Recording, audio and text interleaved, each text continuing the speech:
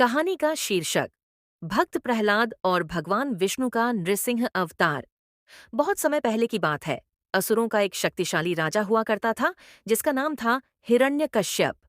हिरण्यकश्यप भगवान शिव का परम भक्त था।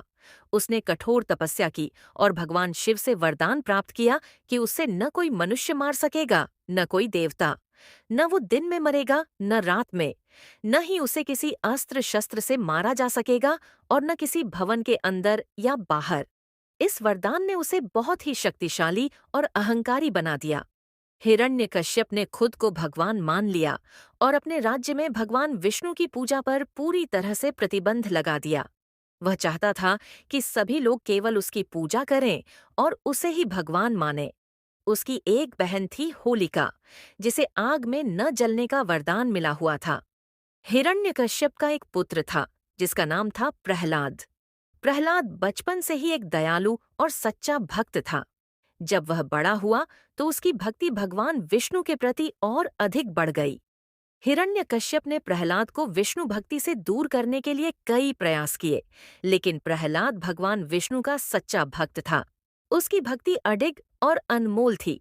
जब हिरण्यकश्यप को पता चला कि उसका अपना पुत्र उसकी इच्छाओं के विपरीत भगवान विष्णु की पूजा कर रहा है, तो वह बेहद क्रोधित हुआ।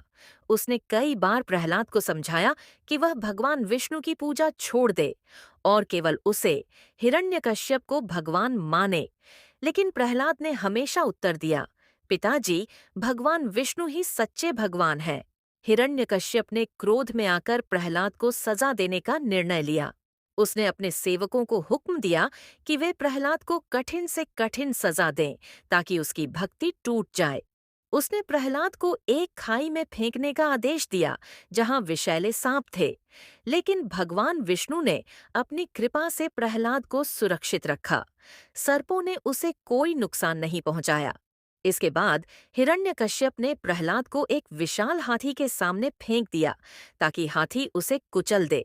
लेकिन भगवान विष्णु की कृपा से हाथी ने उसे कोई हानि नहीं पहुंचाई। हिरण्यकश्यप ने प्रहलाद को एक ऊंचे पहाड़ से नीचे फेंकवा दिया, लेकिन भगवान विष्णु ने प्रहलाद को बचा लिया और वह सुरक्षित नीचे आ गया। हिरण्यकश्यप ने प्रहलाद को विष देने का आदेश दिया।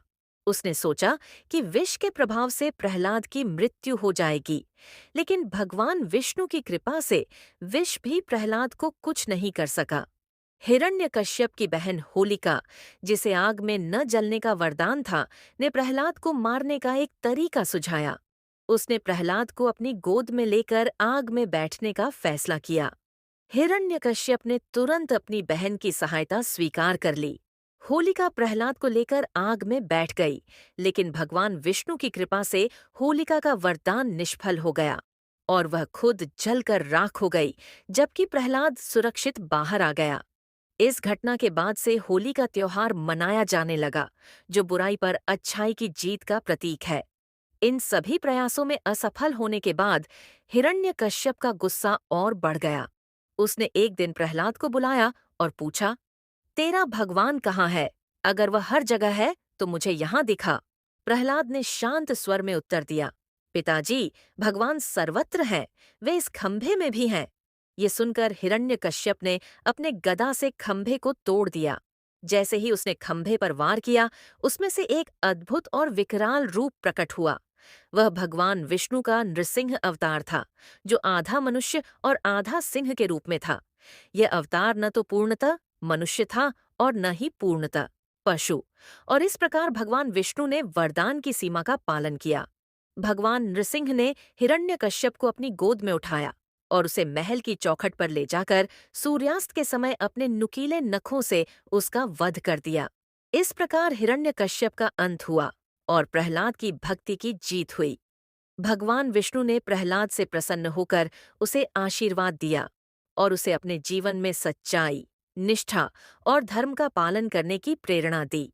भगवान विष्णु ने प्रहलाद से कहा, जो सच्चे हृदय से मेरी भक्ति करता है, मैं सदैव उसकी रक्षा करता हूँ।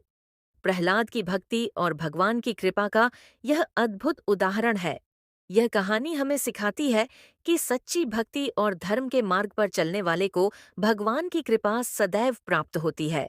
कहानी की सीख। यह कहानी हमें यह सीख देती है कि सच्ची भक्ति में अपार शक्ति होती है। चाहे परिस्थिति कितनी भी कठिन क्यों न हो, अगर हमारी आस्था सच्ची और अडिग है, तो भगवान हमेशा हमारे साथ होते हैं और हमें हर बाधा से बचाते हैं। दोस्तों, आपको आज की कहानी कैसी लगी? कमेंट में ज़रूर बताइए और कहानी को लाइक करें। अगर आप चैनल पर नए हैं तो चैनल को सब्सक्राइब करके बेल आइकॉन को दबाना ना भूलें ताकि आपको हर वीडियो के नोटिफिकेशन मिल सके।